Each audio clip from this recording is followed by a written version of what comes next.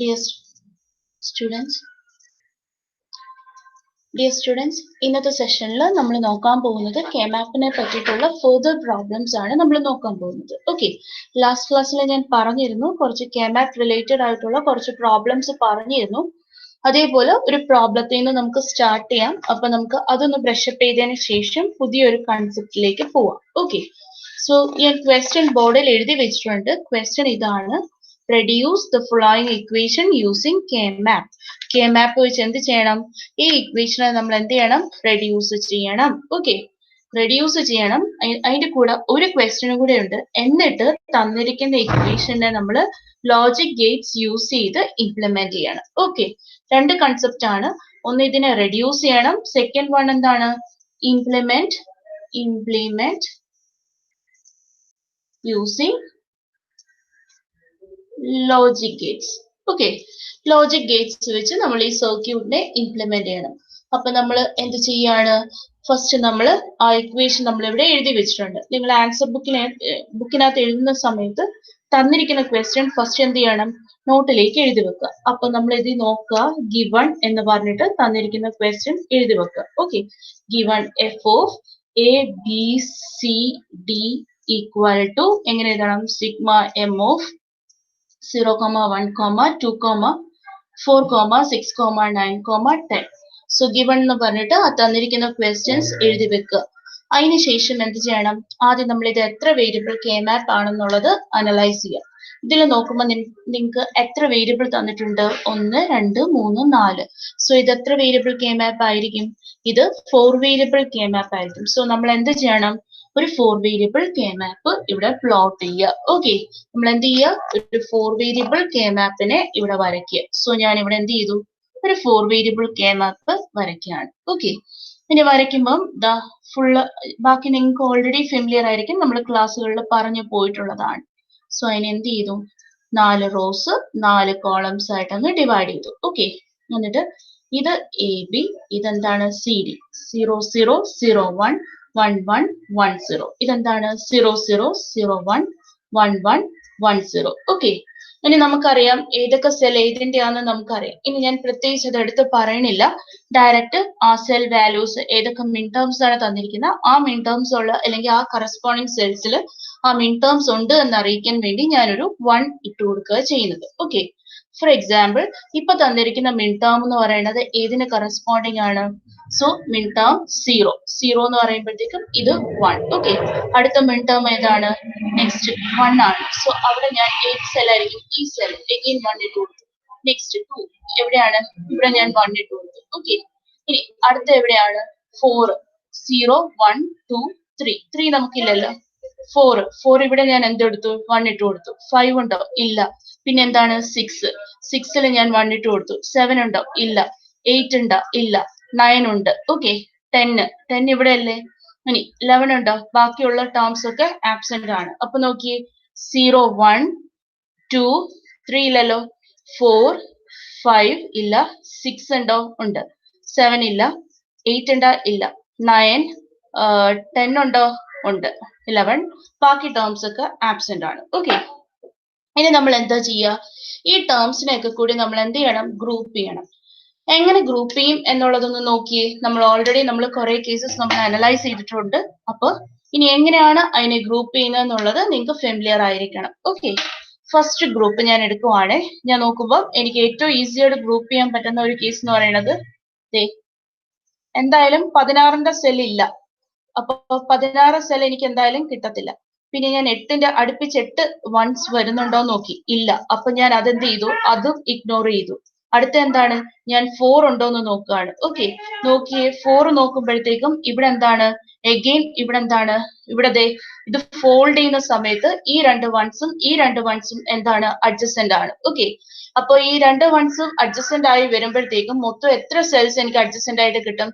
4 once adjacent ആയിട്ട് കിട്ടും. That means 4 cell adjacent ആയിട്ട് കിട്ടും. സോ എനിക്ക് അവിടെ എന്ത് ചെയ്യാൻ പറ്റും?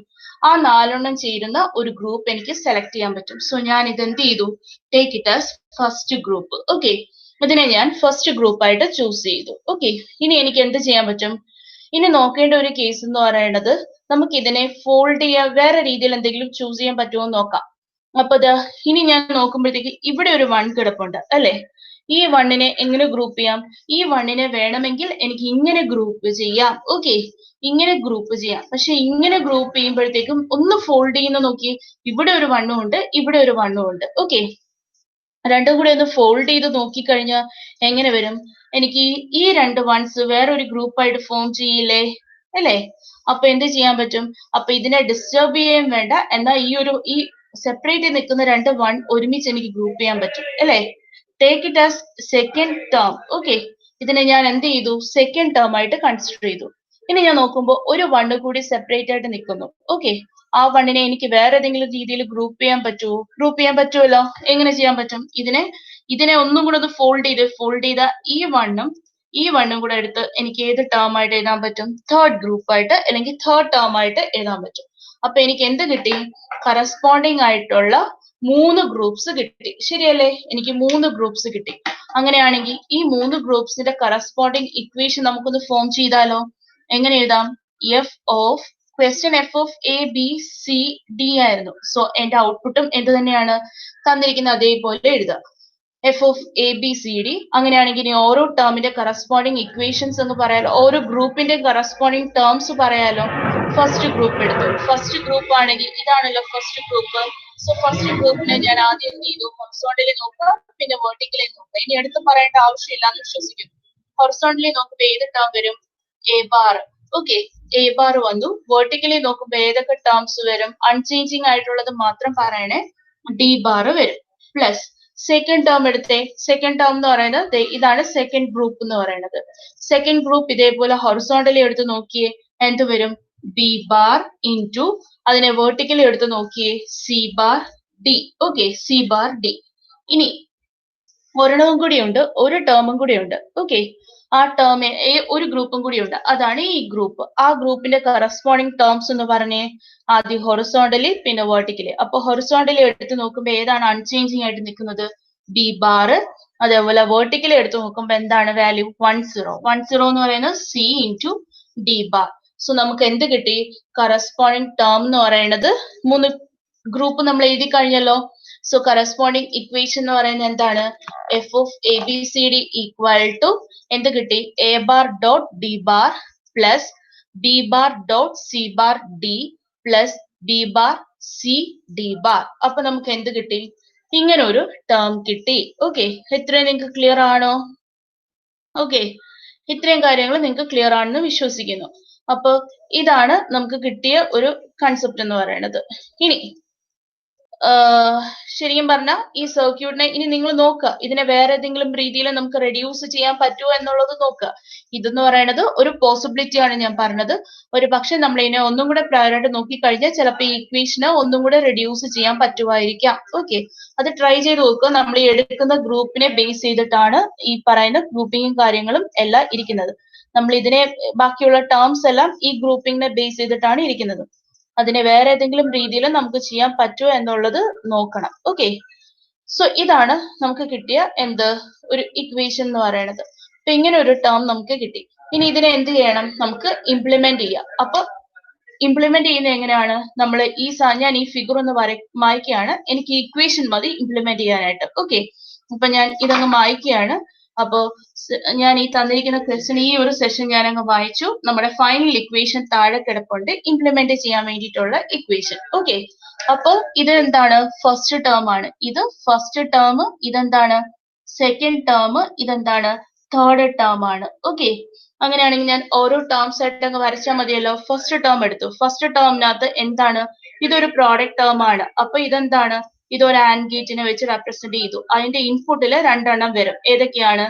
എ ബാറും വരും, പിന്നെന്താണ്? ഡി ബാറും വരും. ഓക്കെ, രണ്ടാമത്തെ പ്രോഡക്റ്റ് ടേം. ഓക്കെ, രണ്ടാമത്തെ ഇതിന്റെ ഔട്ട്പുട്ട് എന്ന് പറയുന്നത് A bar dot D bar ആണ്. ഓക്കെ, ഇനി രണ്ടാമത്തെ പ്രോഡക്റ്റ് ടേം, അതിനകത്ത് എത്ര ഇൻപുട്ട് ഉണ്ട്? 3 ഇൻപുട്ട് ഉണ്ട്. അതിന്റെ ഔട്ട്പുട്ട് എന്താണ്? ഇൻപുട്ട് ഞാൻ ഇവിടെ കാണിച്ചിട്ടില്ല. B bar C bar D. Okay, അതിന്റെ ഔട്ട്പുട്ട് എന്താണ്? B bar dot C into D ആണ്. Sorry, C bar into D ആണ് അതിന്റെ കറസ്പോണ്ടിങ് ഔട്ട്പുട്ട് എന്ന് പറയുന്നത്. ഓക്കെ, ഇനി അടുത്തത് തേർഡ് ടേം എടുത്തു.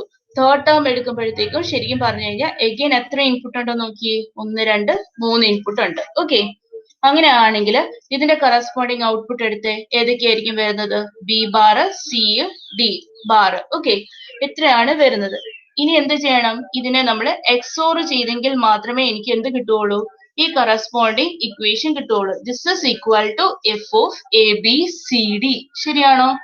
അപ്പൊ ഇത് കിട്ടാൻ വേണ്ടിയിട്ട് നമ്മൾ എന്ത് ചെയ്യണം?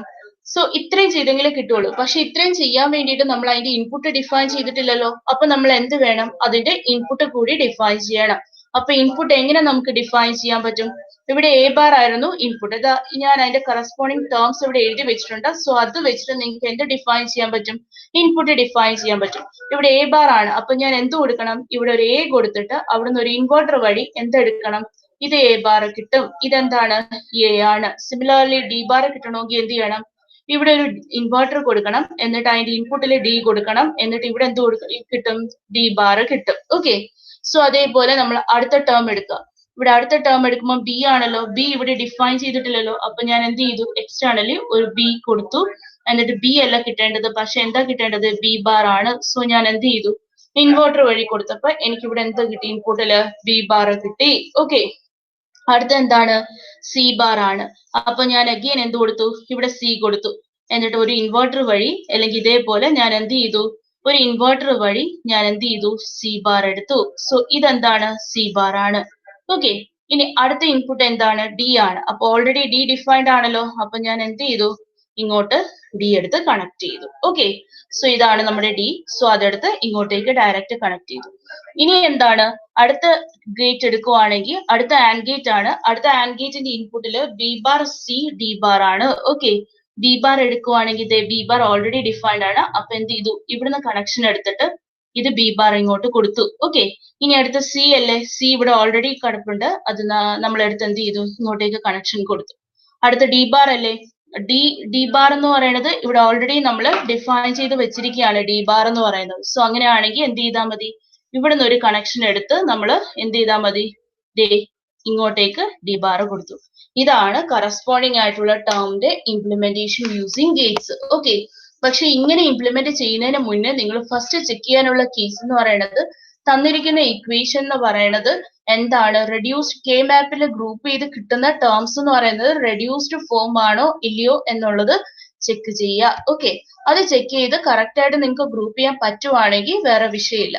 അപ്പൊ നമ്മൾ കെ മാപ്പ് റെഡ്യൂസ്ഡ് ആയില്ല എന്നുണ്ടെങ്കിൽ എന്ത് സംഭവിക്കും? നമ്മൾ ഇവിടെ യൂസ് ചെയ്യുന്ന നമ്പർ ഓഫ് ടേംസ് കൂടും. നമ്പർ ഓഫ് ടേംസ് കൂടുക എന്ന് പറഞ്ഞു കഴിഞ്ഞാൽ നമ്മൾ ഇംപ്ലിമെന്റേഷനകത്ത് യൂസ് ചെയ്യുന്ന നമ്പർ ഓഫ് ഗേറ്റ്സിന്റെ എണ്ണവും കൂടും. ഒരു ഉദാഹരണം ഞാൻ പറയുവാണെങ്കിൽ, ഇതിപ്പോ ഞാൻ റാൻഡം ഒരു ടേം അല്ലെങ്കിൽ ഒരു റിഡക്ഷൻ ടെക്നിക്ക് എഴുതിയതാണ്. അപ്പൊ ഞാൻ ഒരു എക്സാമ്പിൾ പറയുവാണെങ്കിൽ, എനിക്ക് ഈ ഒരു കേസ് ഞാൻ എഴുതി വന്നപ്പം എനിക്ക് തോന്നിയ ഒരു കെ മാപ്പിനകത്ത് ഞാൻ ഒരു പക്ഷേ പ്രോപ്പർ ആയിട്ടല്ല ചെയ്ത് എന്നുള്ള ഒരു ഡൗട്ട് വെച്ചിട്ട് എനിക്ക് തോന്നിയ ഒരു ക്വറിയാണ് എന്ന് പറഞ്ഞു കഴിഞ്ഞാൽ സെക്കൻഡും തേർഡ് ടേമും എടുക്കുവാണെങ്കിൽ ഒരു പക്ഷെ എനിക്ക് ഇതിനെ ഒന്നുകൂടി റെഡ്യൂസ് ചെയ്യാൻ പറ്റുമായിരുന്നു എന്ന് തോന്നി. ഫോർ എക്സാമ്പിൾ, സെക്കൻഡ് ടേമും തേർഡ് ടേമും എടുത്തു കഴിഞ്ഞാൽ എങ്ങനെ എഴുതാം? എന്ത് കോമൺ എടുക്കാം? ബി ബാർ കോമൺ എടുക്കാം അല്ലെ? ബാക്കി എന്തുണ്ട്? C bar D plus D C D bar. ശരിയല്ലേ? ഇങ്ങനെ ഒരു ടേം കിട്ടും. ഓക്കെ, നമുക്കറിയാം A bar B plus A B bar എന്താണ്? എ എക്സോർ ബി ആണ്. അപ്പോഴാണെങ്കിൽ ഈ ടേമിനെ എങ്ങനെ എഴുതാം? സി എക്സോർ ഡി കിട്ടും. That is B bar into C XOR D എന്ന് പറഞ്ഞ് ആ സെക്കൻഡ് ടേമിനെ എനിക്ക് ഈ രീതിയിൽ റെഡ്യൂസ് ചെയ്യാൻ പറ്റും. ഓക്കെ, അപ്പോ എന്താണ്? നമുക്ക് എഴുതിയ ഇക്വേഷനെ തന്നെ ഒരു പൊടിക്ക് ഈ രീതിയിൽ റെഡ്യൂസ് ചെയ്യാൻ പറ്റുമായിരുന്നു. ഓക്കെ, അപ്പോ ഇവിടെ എടുക്കുവാണെങ്കിൽ ഇവിടെ എന്ത് വരും? ഒരു എക്സോർ ഗേറ്റും വരും, ഇവിടെ എന്ത് വരും? ആൻഡ് ഗേറ്റും വരും. രണ്ടിന്റെയും കൂടെ കോമ്പിനേഷൻ ആണ് സെക്കൻഡ് ടേം എന്ന് പറയുന്നത്. ഓക്കെ, അപ്പൊ നമ്മൾ കെ മാപ്പ് എടുക്കുമ്പം ഈ രീതിയിൽ ആദ്യമേ ഇക്വേഷൻസിനെ നമുക്ക് റെഡ്യൂസ് ചെയ്യാൻ പറ്റുമായിരുന്നു എന്നുള്ളത് നോക്കണം. ഓക്കെ, അങ്ങനെ റെഡ്യൂസ് ചെയ്ത ഇക്വേഷൻസ് മാത്രമേ എന്ത് ചെയ്യാവുള്ളൂ? നമ്മൾ ഫർദർ ആയിട്ട് സിംപ്ലിഫൈ ചെയ്യാവുള്ളൂ.